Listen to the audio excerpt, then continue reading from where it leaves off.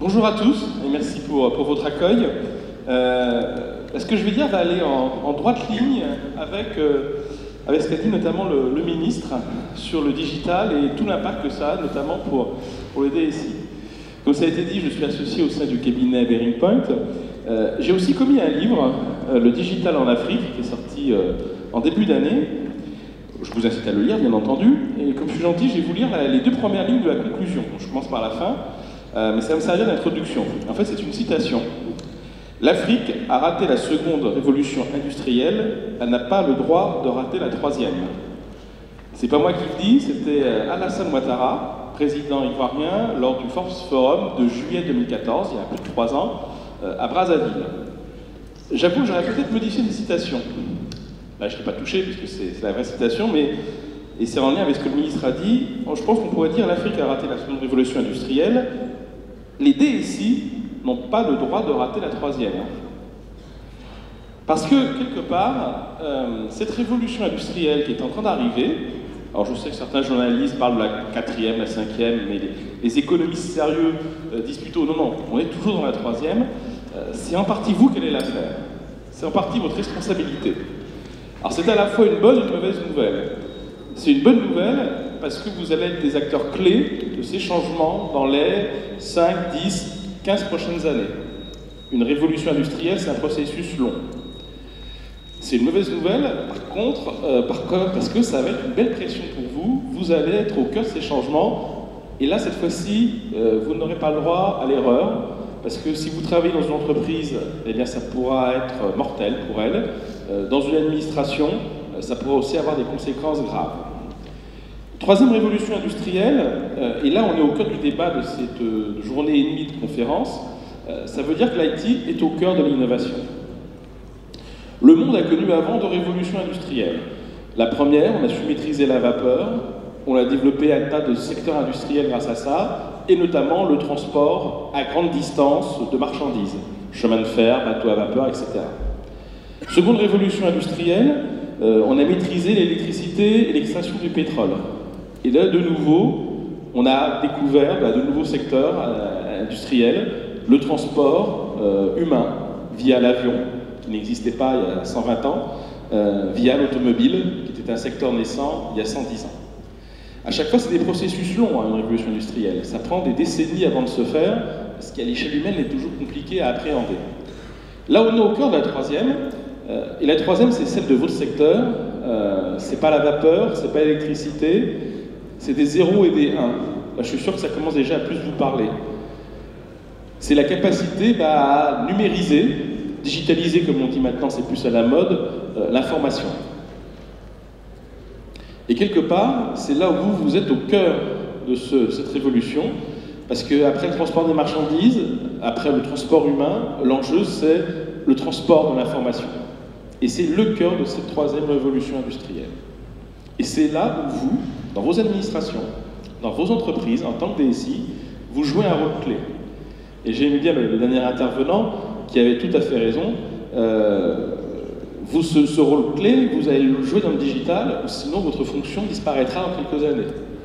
Donc oui, vous êtes au cœur d'un élément majeur de transformation. On distingue généralement 2 types d'innovation.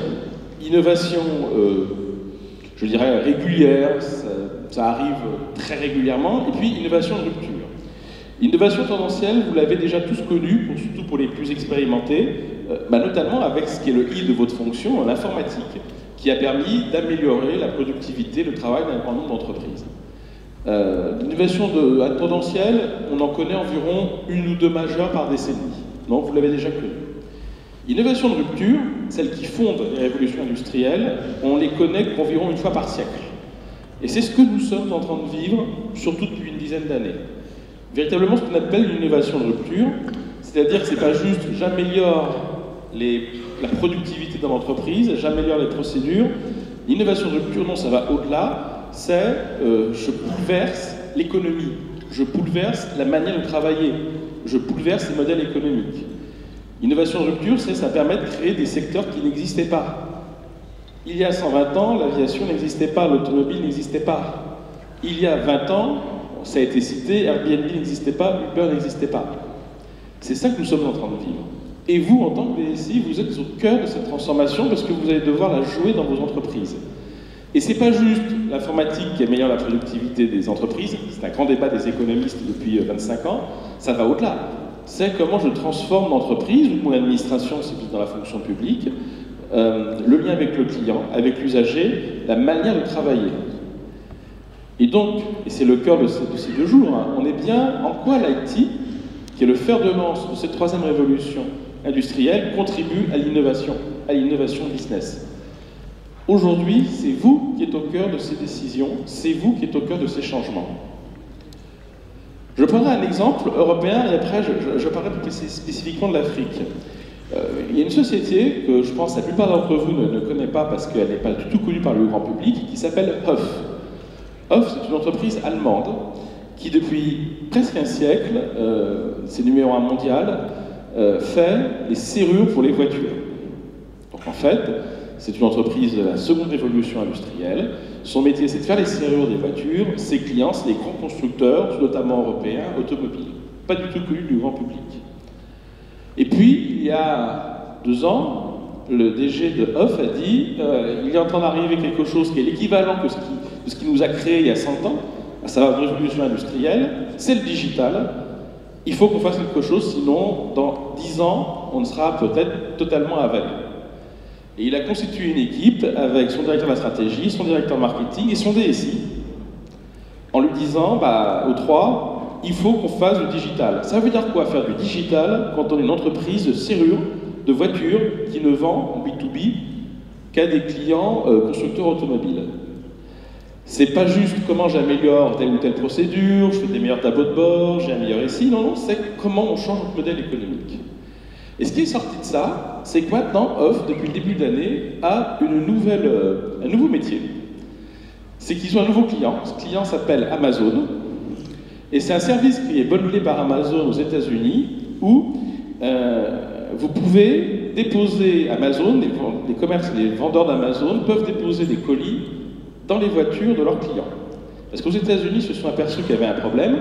Amazon fait de la livraison à domicile, parfois au bureau. Mais il y a un 3e endroit qui sert beaucoup aux États-Unis pour recevoir des paquets qui sont livrés par Amazon, c'est la voiture. Les Américains ont tous des voitures, elles sont soit chez eux, soit au garage quand ils travaillent, très souvent inoccupées dans la journée, alors que ça peut être le coffre, un super réceptacle pour des livraisons Amazon. Et bien maintenant, depuis le début de l'année, Amazon facture un service qui est l'ouverture à distance du coffre de la voiture. Le livreur Amazon met les colis, et surtout, plus important, referme, et donc le client reçoit la confirmation que son coffre de voiture a bien été refermé. Et bien ça, c'est un service payant d'Amazon aux États-Unis, et c'est Hoff qui le propose. Cette entreprise qui, il y a 2 ans, ne faisait que de la serrure industrielle, n'avait que comme client des grands constructeurs automobiles, a fait sa révolution digitale. Dedans, il y avait son DSI, et ils ont fait véritablement le titre de la journée, une business innovation. Ils ont un nouveau métier, ils font des services avec Amazon. Je donne cet exemple parce qu'il est très récent, il est très caractéristique aussi d'une entreprise presque centenaire, de la 2e révolution industrielle, et qui décide de faire un véritable changement en termes de business, de créer une nouvelle activité, aujourd'hui marginale dans son chiffre d'affaires, mais quid demain? Et dans cela, le DSI était impliqué. Et encore une fois, on n'est pas juste dans « j'améliore la productivité ». Je vais vous donner un 2e exemple, et dernier dans les pays non africains, et après je vais revenir à l'Afrique. Ricoh. Ricoh, c'est une entreprise japonaise, numéro 1 mondial des imprimantes dans les entreprises. Et bien depuis maintenant 1 an et demi, ils ont fait du printing as a service. Vous connaissez tous le as a service pour les plateformes, l'infrastructure, et bien Ricoh, ils se sont dit pareil, le DG a dit, il y a 2 ans, il faut faire du digital. C'est son DSI qui a porté le sujet. Il est allé voir des partenaires comme British Telecom, etc. Et ils ont décidé ensemble de créer cette nouvelle offre pour des clients ou des non-clients qui, par exemple, sont aux États-Unis, ont besoin d'imprimer avec des conditions de sécurité importantes un document en Inde, sauf qu'ils n'ont pas de locaux en Inde. Par contre, il y a des imprimantes Ricoh en Inde. Eh bien, Ricoh, maintenant, propose un service, facture un service d'impression partout dans le monde, dans 40 pays, à distance, du printing as a service. Alors que jusqu'à présent, ils savaient vendre des machines, vendre de la maintenance, vendre des cartouches, mais pas du service.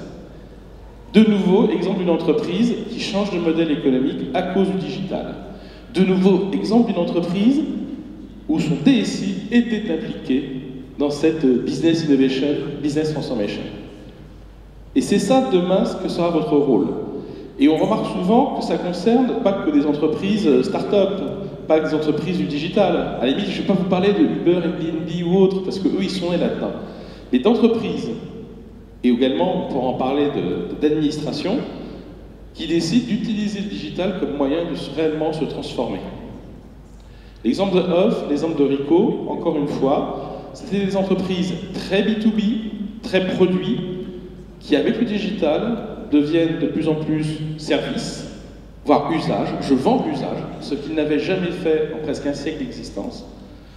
Et très B2B devenant presque B2C, c'est-à-dire s'adressant au client final. Ce n'est pas encore le cas de Off, ça le deviendra, c'est aujourd'hui le cas de Ricoh.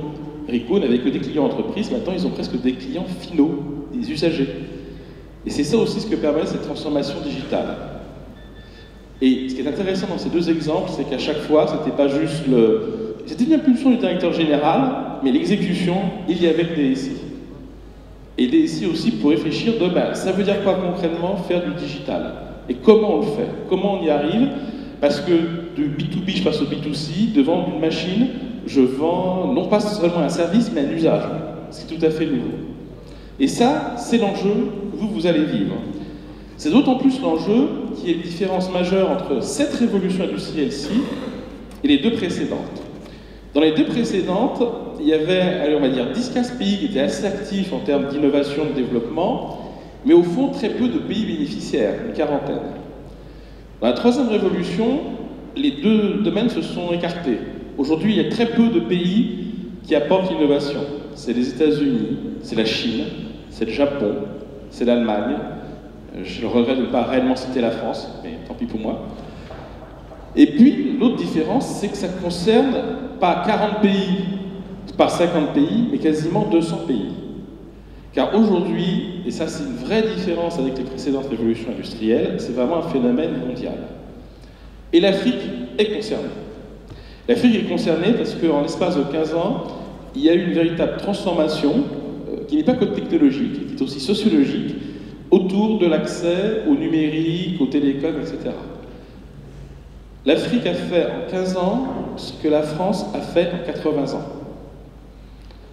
On utilise, et je fais dans mon livre souvent l'image du leapfrog, du saut de grenouille, mais il faut se rendre compte que c'est dans une proportion unique depuis 2 siècles dans l'histoire de l'humanité.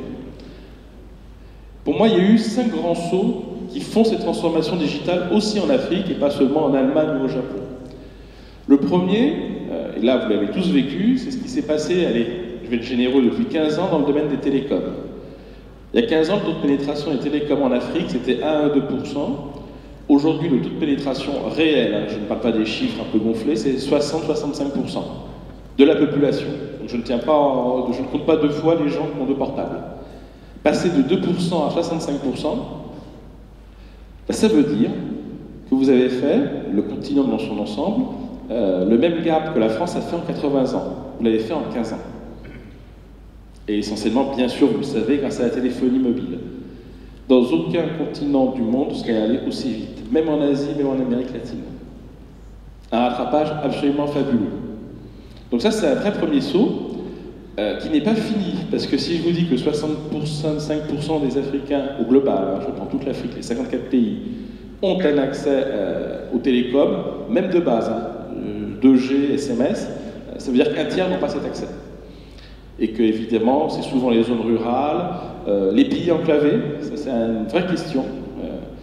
Un des exemples, je pense, les plus marquants, c'est dans l'Afrique de l'Est, un pays d'1 million d'habitants qui est Djibouti, qui a certainement les meilleures connexions Internet au monde, tous les câbles y passent, et juste derrière l'Éthiopie, pays de 100 millions d'habitants, qui n'a aucun accès à la mer, avec donc tous les risques d'enclavement que ça peut entraîner.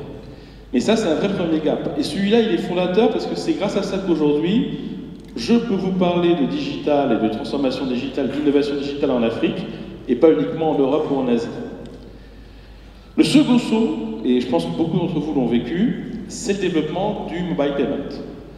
Et c'est un très beau saut parce que là, pour le coup, c'est pas que vous rattrapez l'Afrique en tant que continent à retard, c'est que vous prenez de l'avance sur les Européens, sur les Asiatiques, sur les Américains. Le succès depuis 10 ans du mobile payment, il est unique au monde. Le Kenya, parce que c'est l'exemple qu'on cite toujours, mais c'est un peu normal, avec M-Pesa notamment, c'est la moitié des transactions financières qui passent par téléphone mobile. Aucun autre pays au monde n'a ça. Le M-Paiement, c'est des innovations. Aujourd'hui, il y a 3 pays, enfin 2, et un troisième qui va se rajouter, qui ont décidé de faire une plateforme nationale de paiement mobile. Le Maroc, qui doit le lancer en fin d'année, ça a été annoncé à la COP22 l'an dernier. La Tanzanie qui l'a fait, le 3e pays au monde qui le fait, c'est le Pakistan. 2 des 3 pays sont des pays africains. Quand je discutais du M-Paiement dans des cercles sympathiques à Paris avec des banquiers par exemple, et que je leur expliquais ce qui se passait en Afrique, en 2010, ils trouvaient ça exotique, c'était rigolo, c'est sympa, c'est loin. Il y a une semaine, j'étais devant la direction Afrique des grandes banques françaises. Quand on parle de M-Paiement, ils ne rigolent plus. Ils se rendent compte qu'ils se sont fait dépasser. Ça, c'est un véritable atout parce que c'est une véritable innovation d'usage autour du digital que les gouvernements et entreprises africaines ont su montrer.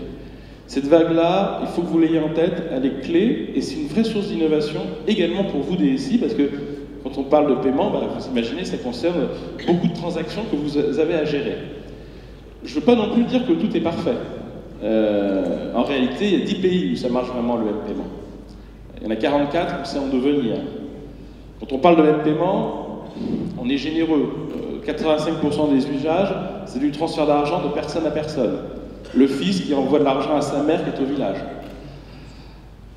Donc on n'est pas vraiment encore sur du paiement au sens j'achète auprès d'un commerçant ou des échanges B2B.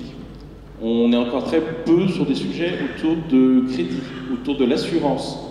Donc on est au début de l'histoire. C'est parfois difficile à appréhender parce que dans nos vies quotidiennes, dans nos entreprises, le long terme, déjà quand on parle à 3 ans, c'est du long terme. Quand on parle des changements comme ceux dont je vous parle, et je ne parle même pas de la révolution industrielle, qui est un process qui dure 100 ans, quand on parle de changement de mode de paiement, ça dure des années. Ça ne se fait pas comme ça, un claquement de doigts. Donc il y a un véritable enjeu aussi à comprendre qu'on est sur des temps longs, mais une véritable révolution sociologique. Aujourd'hui, quand vous allez au Côte d'Ivoire, il y a des Ivoiriens ici, au Sénégal, au Mali, au Kenya, j'en ai parlé, le M-Paiement, ce n'est pas la théorie, c'est un vrai impact. Et les gouvernements poussent aussi à ce que ça se développe de plus en plus, avec tous les impacts que ça peut avoir dans vos métiers. Voilà un second saut majeur du digital en Afrique, et avec de vrais impacts en termes d'innovation et en termes de business. Encore une fois, on est au début de l'histoire, mais l'histoire s'écrit ici sur ce continent. Le troisième grand saut, et là ça va plus encore vous parler, mais il est très lié bien entendu, c'est le e-commerce. On dit souvent, attention, les GAFA par-ci, les GAFA par-là. Google est actif en Afrique. Uber est présent aujourd'hui dans une vingtaine de pays en Afrique. Uber fait même aujourd'hui des expérimentations en Afrique dans des domaines comme la collecte de déchets. Ce qu'ils ne font pas partout ailleurs. Ils le font en Afrique pour voir si ça peut marcher, si c'est un modèle qui demain peut être répliqué partout dans le monde. Donc oui, l'Afrique, les grands groupes américains regardent. Il y en a qu'un qui est à côté de la plaque, c'est Amazon. Amazon n'est pas très présent en Afrique. Et ça, c'est aussi intéressant parce qu'Amazon n'a pas compris comment faire du e-commerce en Afrique.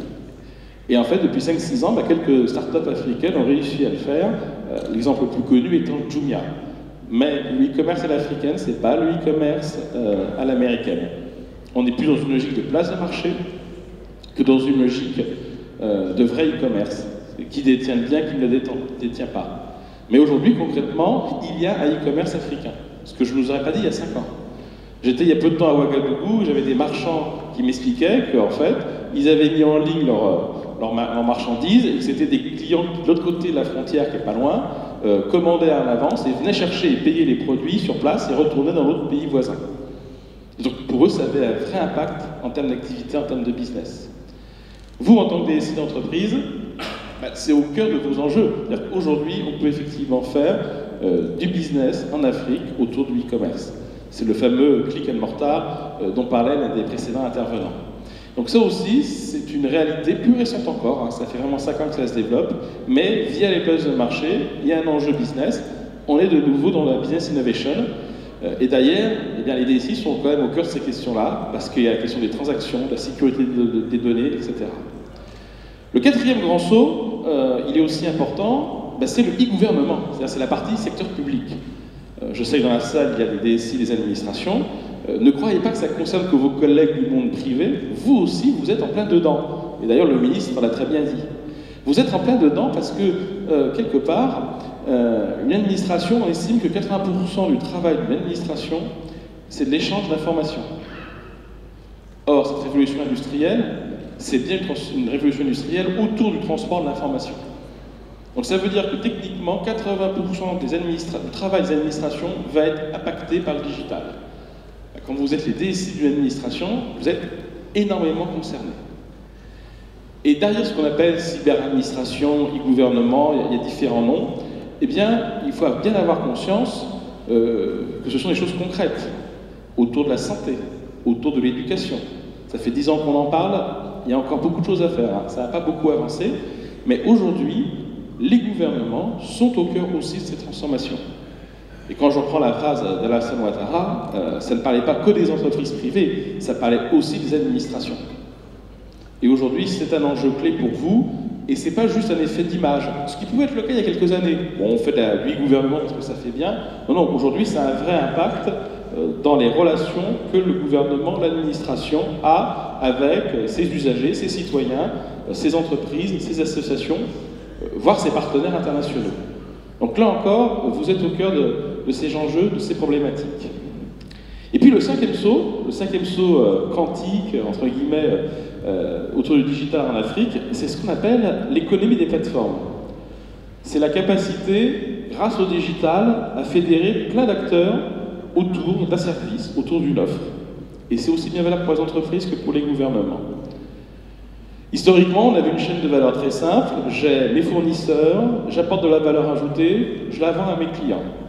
Ça, c'est comme ça que fonctionne l'industrie depuis la seconde révolution industrielle, avec les fameuses chaînes de valeur. Avec le digital, on fait exploser cela. Je suis en tant qu'entreprise ou en tant qu'administration une logique de plateforme, ce qu'on appelle l'économie des plateformes, le Digital Ecosystem Management. Je peux vendre mes produits ou proposer mes services, si je suis une administration, mais également ceux de partenaires, mais également ceux de concurrents, c'est plus original, mais également ceux de start-up, d'incubés ou autres.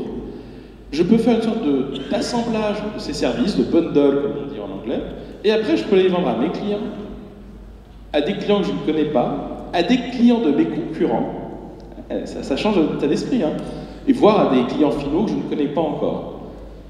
C'est exactement le modèle de Amazon avec Off. C'est exactement le modèle de Rico et du printing as a service, puisque derrière, ils peuvent amener d'autres services, d'autres partenaires, et proposer à leurs clients, à des gens qui ne sont pas leurs clients, à des clients finaux. C'est ce qu'on appelle l'économie des plateformes et qui est en train de bouleverser l'ensemble des secteurs de l'économie. Quand on parle au niveau du grand public, l'économie des plateformes, c'est Uber, Airbnb et Tunes. Dans le monde de l'entreprise, ça peut être des Salesforce, SAP.com, etc. Ça, c'est des solutions technologiques. Mais en dehors de ça, derrière, c'est une refonte totale de la manière dont on travaille, avec des partenaires, avec des concurrents, avec d'autres types d'acteurs, privés comme publics. Là encore, les frontières explosent. Et de nouveau, les DSI sont au cœur, parce que pour arriver à faire ça, en dehors de la théorie, en pratique, il faut les systèmes d'information qui marchent bien. Il faut la capacité de gérer un écosystème complexe, éventuellement de facturer, de gérer les flux financiers. L'argent reste quand même un enjeu pour aussi bien le secteur public que privé. Tout ça, les DSI sont au cœur de ces questions-là.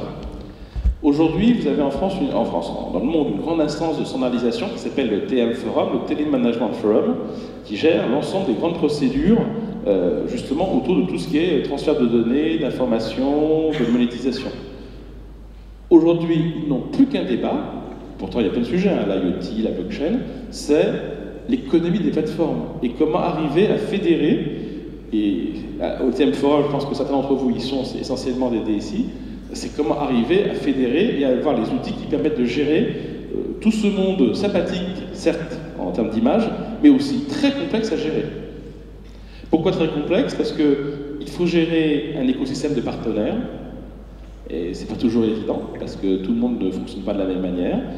Il peut y avoir des concurrents, il peut y avoir d'autres parties, parce qu'il faut savoir, parce que, encore une fois, l'argent est le nerf de la guerre, monétiser tout cela, et éventuellement facturer des usages, ce qui est loin d'être le plus facile dans ce monde, et puis parce qu'on va mélanger différents types de services. Le thème forum, dans ses analyses, a dit aujourd'hui, il y a 3-4 critères clés qu'il faut être capable de gérer pour arriver à faire l'économie des plateformes. Et très curieusement, la plupart de ces critères clés sont dans les mains des DSI.